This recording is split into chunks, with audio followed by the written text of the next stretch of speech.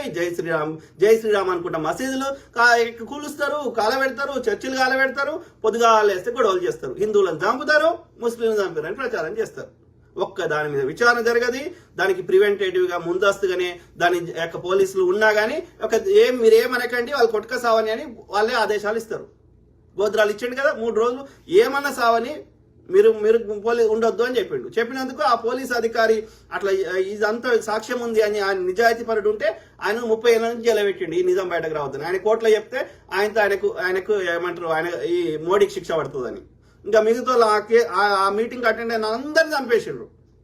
Heroine Pandey ఎవరెవరు అందరిని చంపేసాడు. అంటే మోడీ తన రాజకీయ కేవలం తన యొక్క అంతకుముందు మోడీ యొక్క ఒక్కసారి కూడా ఎమ్మెల్యే కాలే ఏం కాలే డైరెక్ట్ ముఖ్యమంత్రి అయ్యిండు.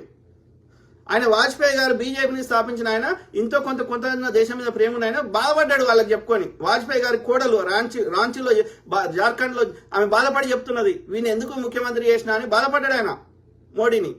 ఎందుకని అంతకుముందు మోడీ ముఖ్యమంత్రి కాకముందు ఒకసారి కాంగ్రెస్ వచ్చేది, ఒకసారి బీజేపీ వచ్చేది. కాంగ్రెస్ నచ్చకపోతే మార్పు కోసం బీజేపీ కోటేస్టులు, బీజేపీ నచ్చకపోతే కాంగ్రెస్ కోటేస్టులు. వీడు వచ్చినాక 35 ఏళ్ళ నుంచి ఆడ ప్రతిపక్షం అనేదే లేదు.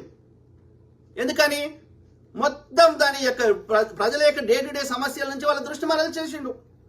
ఆ కరసేవకులను 200 మందిని చంపేసి వీళ్ళే చంపేసి అది ఆ శవాలని వీధులలో ఓపెన్ టాప్ జీపులలో పెట్టుకొని జై శ్రీరామ్ అని నినాదాలు చేసుకుంటా ముస్లింలు చంపిర్రు అని ప్రచారం చేసి రెచ్చగొట్టి మొత్తం 1000 మందిని 3000 5000 మందిని ముస్లింలను ఊచకొత్తకు వచ్చారు.